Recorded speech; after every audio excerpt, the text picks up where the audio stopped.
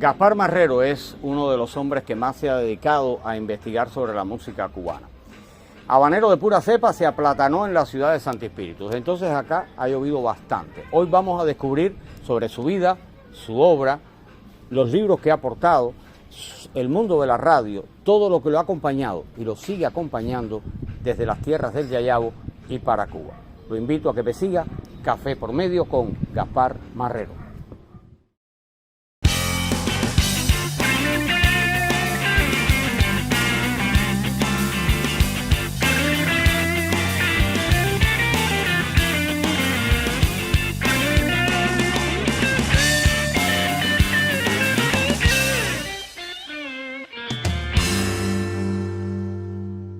Gaspar Marrero, bienvenidos a Café por Medio. Muchísimas gracias por la invitación. Hay una pregunta que yo siempre me he hecho. ¿Usted es habanero? Habanero. Habanero, de pura cepa. De pura cepa. De una familia vinculada incluso a la historia de Cuba, pero eso es un detalle que se conoce poco. Cuéntame de tu familia. Bueno, a ver. Y de esa vinculación real con la historia de Cuba. Bueno, a ver. La historia contemporánea. Sí, claro. Bueno, mi padre fue enfermero toda su vida. Nació en la zona de Puentes Grandes. Ajá. En La Habana tú la conoces bien. Sí, perfecto. Y toda esa familia... ¿Te puede servir café? Sí, muchas gracias. Toda esa familia de los Marreros, eran varios hermanos, trabajaron casi todos en la cervecería Tropical, que estaba cerca de ahí, o que está cerca de ahí. Y uno de esos tíos míos, Pedro, era dirigente sindical en la cervecería Tropical, que estoy hablando del año 51, 52, por ahí. Y él es del grupo que se une a Fidel Castro en los planes para el asalto al cuartel Moncada. De hecho, él es uno de los únicos 4 combatientes que cayeron precisamente en la batalla que se escenificó ahí. El resto, como se conoce, fueron hechos prisioneros y asesinados la gran mayoría. Pero él fue uno de los que cayó en combate. Y Pedro Marrero es una figura en La Habana muy reverenciada. Sí. Muy reverenciada. Lo agradezco en nombre de la familia. Ahora, tú eres un hombre que viene de la academia. Otra sorpresa para muchas personas. Yo conozco ex alumnos tuyos, que han sido colegas míos de trabajo. Sí. Que viven orgullosos de decir, yo fui alumna de Gaspar Marrero. Yo fui alumno de Gaspar Marrero. Gracias. Es decir, muchos años en el magisterio, pero no en la universidad, sino en esa formación media. Uh-huh. Y esa es una experiencia que yo creo que ha contribuido, en lo personal lo pienso, a tu vida posterior como profesional. Claro. ¿Cómo fueron esos años de maestro? ¿Cómo tú llegas al magisterio? Bueno, yo llego... Antes de la radio, fíjate. Sí, mucho antes. Mira, yo llego al magisterio casi que por accidente, ¿no? Yo cursaba el segundo año de preuniversitario, lo que sería ahora el 11º grado, en el Pre de la Víbora, muy famoso plantel de la capital.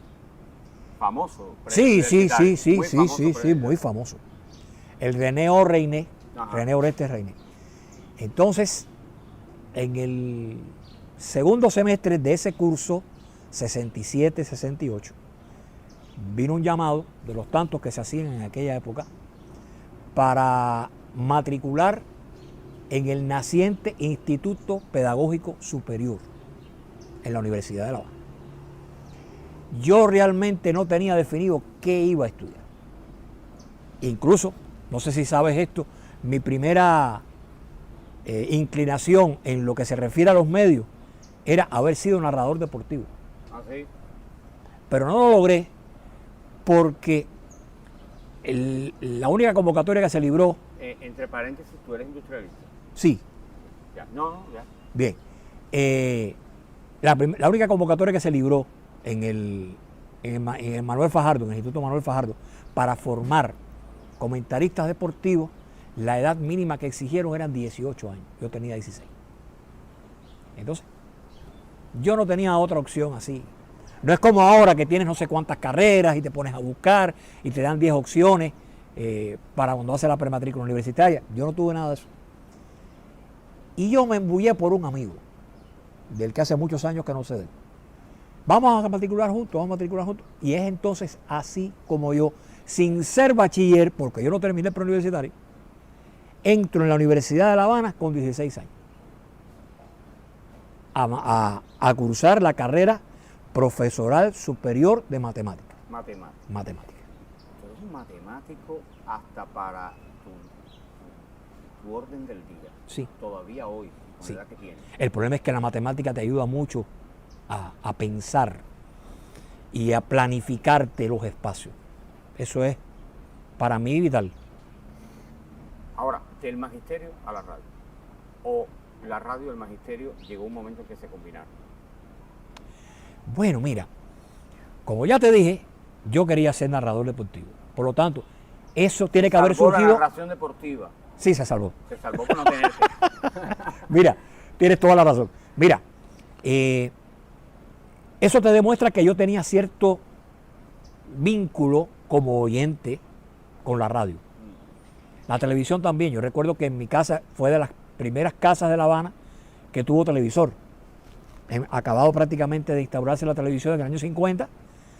Ya cuando yo nací en el año 52, ya en mi casa había un televisor. Y desde muy niño, yo he padecido de asma toda la vida. Me daban frecuentes ataques que me impedían ir a la escuela y mi entretenimiento era, como no podía correr, no podía saltar, no podía salir, era lo que se decía entonces a los asmáticos, pues yo veía mucha televisión. Y entonces yo recuerdo los programas del Show del Mediodía, los programas aquellos de la antigua CMQ, las transmisiones de la pelota, todo eso lo recuerdo muy bien. Pero en mi casa siempre hubo además mucha afición por la radio. Mi mamá oía mucha radio. Mi papá quiso ser cantante. Hizo una prueba con la orquesta de Belisario López, no le salió. Fue a la Corte Suprema del Arte, le tocaron la campana. Tengo constancia, no de la campana, pero sí de que estuvo en ese programa porque está ahí un recorte en la familia, un recorte de prensa de los premiados de ese día y en el fondo estaba mi papá. Yo no había nacido cuando aquello. Hablamos del año 38, 39. Yo nací en el 52. Y me eduqué oyendo radio.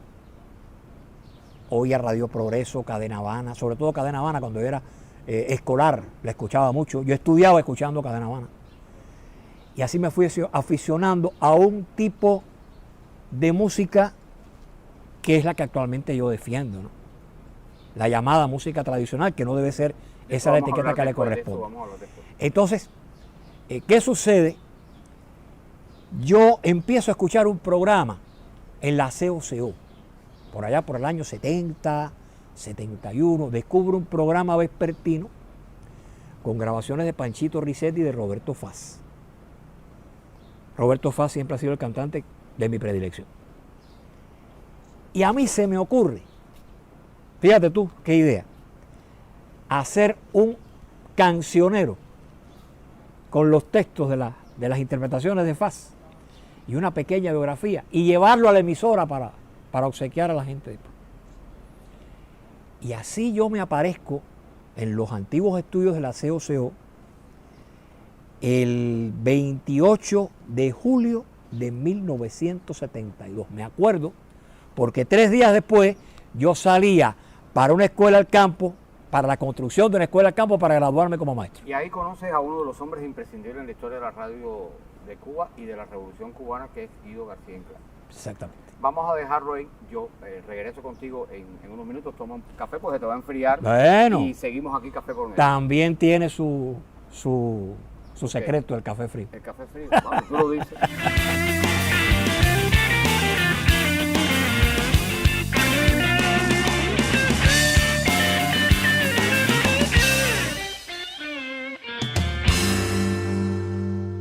Gaspar, Guido García Inclán, en la vida de Gaspar Marrero.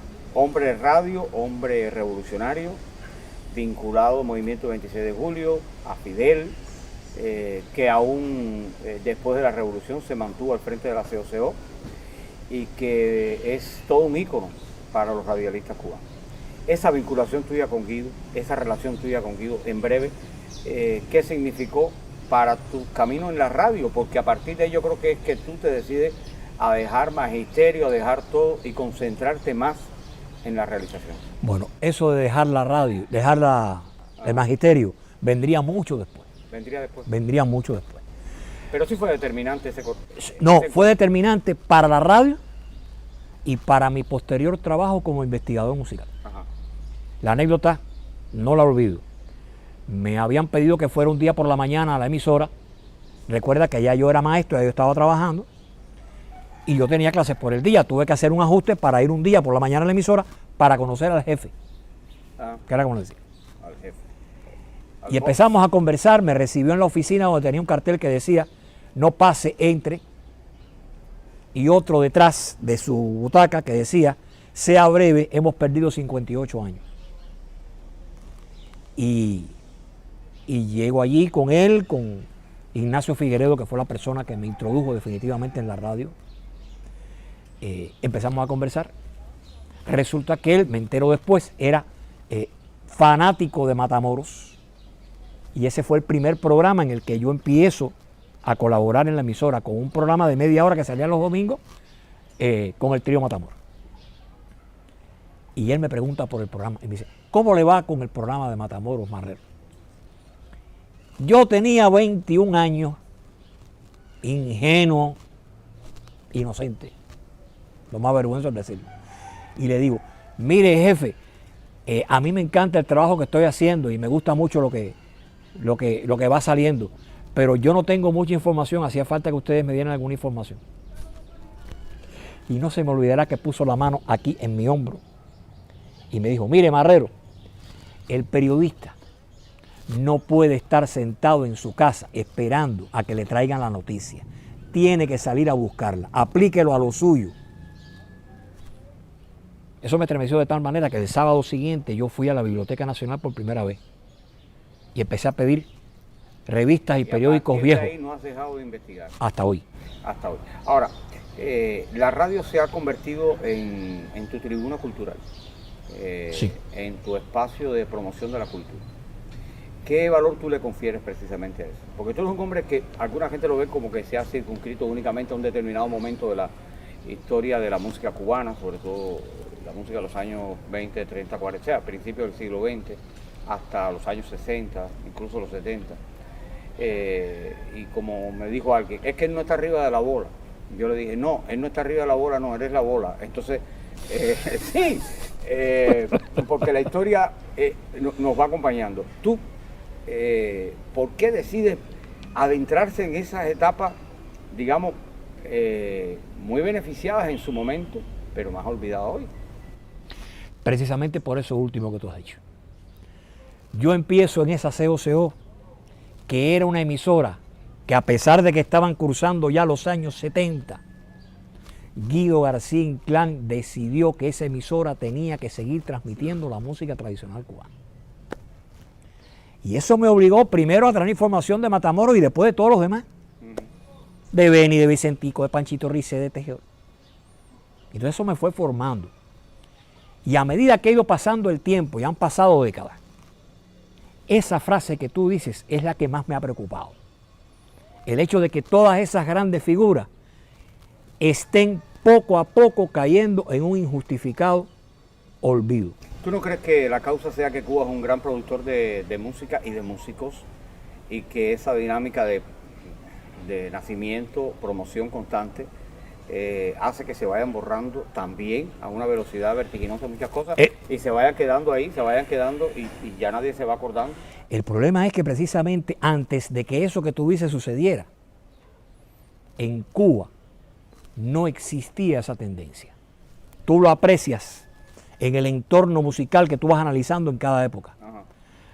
A ver, tú no puedes decir: aquí empezó el danzón y cuando empezó el danzonete se acabó el danzón. Y cuando empezó el cha-cha-cha se acabó el danzonete. Y cuando empezó el mambo se acabó, en fin. No. Precisamente la riqueza musical del país permitía que todos los géneros coexistieran. No es que un género mataba a otro, sino que era un género más. y se iban ampliando y ampliando y ampliando. Y llega un momento en los años 50 cuando ya se empieza prácticamente a resumir todo lo que había pasado en medio siglo. Miras el panorama musical y había de todo, y había público para todo eso. ¿Qué pasa? Que a partir de los años 70 hay un rompimiento que provoca que todo lo que fuera pasado debía ser olvidado. Surgió esa tendencia por ahí. Hizo mucho daño. Y entonces, lamentablemente, de ahí hacia acá, que han pasado más de 50 años, pues se ha creado eso de que lo pasado ya no vale, lo que vale es esto. Y eso se ha dado inclusive hasta en la academia. Porque me doy cuenta de que, por ejemplo, los jóvenes estudiosos de la actualidad cada vez están más divorciados de aquel patrimonio que los grandes escribieron.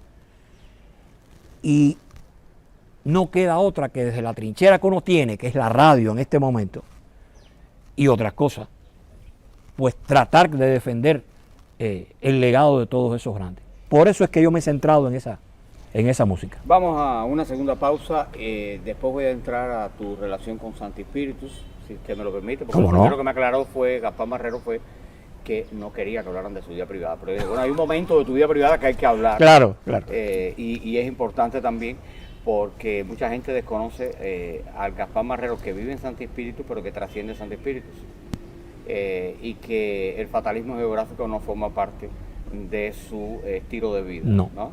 Tú y yo somos familia, parece. Sí. En ese tema. Regresamos enseguida.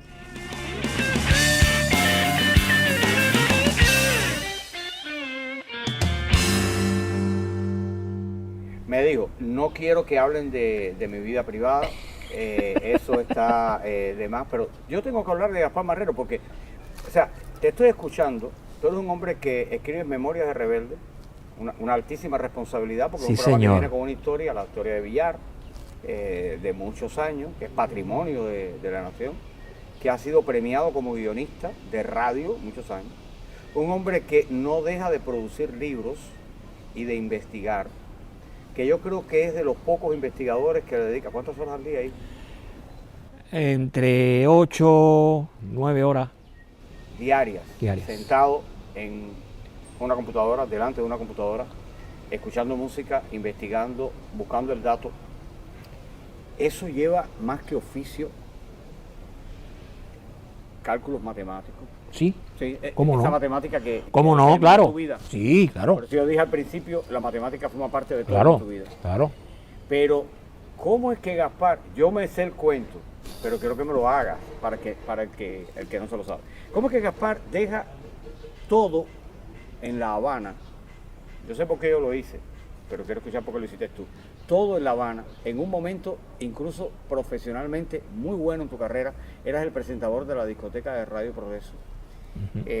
Estabas en el boom, o sea, eras una de las personas de más renombre, no solamente dentro de la radio, sino también de la investigación musical, con una conexión con los más importantes músicos de este país, tanto en Cuba como en el exterior. Y lo deja todo para venir, ya hace más de 20 años, a Santi Spíritus, a vivir aquí, en una de las calles antiguas de la ciudad, en una pequeña casa, en un pequeño espacio. ¿Por qué? Me enamoré. Te enamoraste. Eso Oye, es pero todo. ¿te dio fuerte? Sí, me dio muy fuerte. ¿Quién fue esa mujer? Bueno, mi esposa Cecilia Pentón Rodríguez Ajá. trabajaba entonces en una oficina que tú conociste muy bien, ¿En La Sirena? en La Sirena, que ya no existe Ya no lamentablemente. existe porque ahí está la sede de Texas ahora en el Boulevard. No, pero es que ya inclusive el lugar donde se había trasladado hizo No, que pero yo la desapareciera. conozco de entonces, Sí, no, yo sé. Ajá. Y entonces la vi y fue, te lo digo sinceramente, fue amor a primera vista. Hasta el día de Amor hoy. a primera vista, hasta el día de hoy. de hoy. Hasta el día de hoy. Y lo dejaste todo por amor. Lo dejé todo por amor. Ahora, Gaspar, sin embargo, en Santi Spíritus tú no has perdido el tiempo. ¿Cuántos libros publicados desde que estás aquí? ¿O todos Bueno, han sido de- no, todos no, porque el primer libro mío, La Orquesta Aragón, que se publicó en el 2001, lo hice en La Habana. Ajá. Y se publicó en La Habana. Pero después tengo aproximadamente 5 o 6 libros. 5 o 6, yo no puedo decirte ahora, no voy a ponerme a contar aquí, pero son como 5 o 6 libros. Desde que estoy aquí. Entre esas cosas, buscaste los datos que tienen que ver con la historiografía de la música espiritual. Y has aportado un libro en 2 tomos sobre la música espirituana en la discografía nacional. ¿Un agradecimiento a Santo Espíritu o una necesidad de que los espirituanos conozcan cuánto su música ha caminado el mundo? No, fue un reto que me hicieron. ¿Ah, sí? Mi gran amigo, yo conozco esos retos. mi gran amigo Juan Enrique Rodríguez Valle, Ajá. una autoridad incomparable de la música, en la investigación de la música espiritual. Recuerdo que llegó un día a la UNIAC y él estaba redactando un documento y me dice, mira Gaspar, léete esto, estoy haciendo una convocatoria para convocar al premio de la ciudad en musicología. Ah, va. Mira a ver qué te parece. Yo creo que no se ha convocado más, ¿no? Espérate. Me permite leer la convocatoria y en medio de eso me dice, bueno, el problema es que tú no puedes participar porque tú de música espiritual no sabes nada. Tú sabes de la música nacional, pero de la música espiritual tú no sabes nada. No vas a poder participar. Yo me quedé así, no dije nada. Llegué a mi casa, revisé los fondos de los archivos discográficos con los que yo contaba en ese momento. Ahora son más, te estoy hablando de hace unos cuantos años, más de 10 años. El cierre de la convocatoria creo que era para 3 o 4 días después. Y yo me lanzo y digo, voy a hacer la presencia espiritual en la fonografía cubana. Y hago un texto de como 65, 70 páginas y se lo llevo a Juan Enrique. Y Juan Enrique me dice, no aceptaron el premio, no se va a convocar. Y dejé el libro ahí. Yo no recuerdo en qué circunstancia yo lo presenté a Luminaria, años después. Y me sorprende que me lo publican. Salió el primer tomo, después salió el segundo, ya con un mejor diseño inclusive, con mejores posibilidades. Pero fue por eso, fue por un reto en realidad. Y me alegro mucho. Muchas de las cosas que yo he podido conseguir ha sido a base de retos que me han hecho. Ahora, la radio en Santo Espíritu, porque de estar en emisoras nacionales, emisoras de la capital, que tienen otras dinámicas completamente diferentes, me consta, venir a trabajar a la radio de una provincia, ¿te trajo resistencias?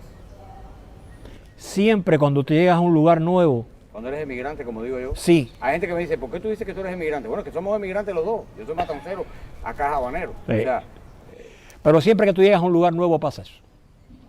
Yo he estado en varias emisoras. En La Habana estuve en unas cuantas.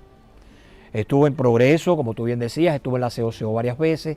Estuve en Radio Metropolitana. Estuve muy poquito tiempo en Radio Ciudad de La Habana. ¿Sigues trabajando en Radio Rebelde? Sigo en Radio Rebelde.